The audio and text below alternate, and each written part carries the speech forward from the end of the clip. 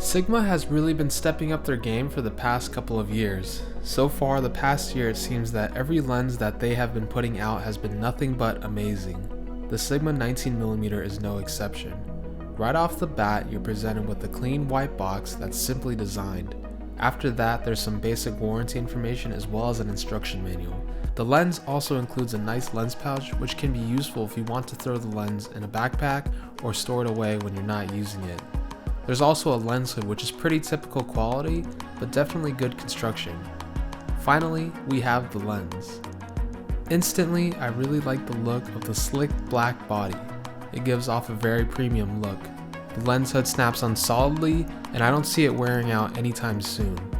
The focus ring is smooth, with no feelings of resistance or a huge amount of drag, which I'm not really sure if that's a good thing or a bad thing. I do wish that the focus ring was a real focus ring and not a digital ring.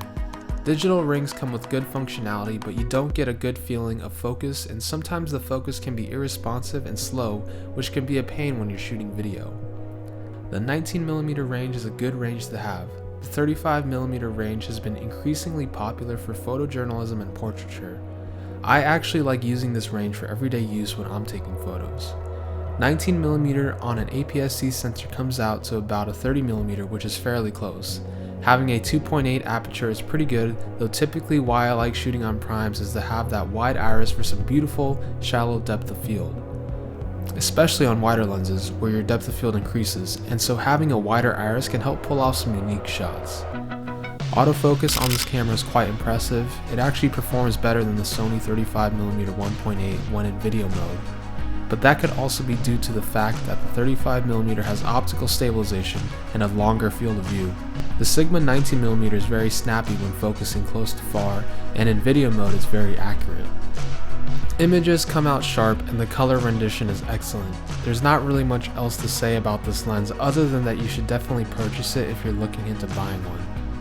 If you're debating on whether or not you should buy the Sony 16mm 2.8 or the Sigma 19mm, I'd say go with the Sigma 19mm. Not only is it cheaper, but I personally would trust the Sigma art lineup more than the Sony NEX lenses due to Sigma's track record.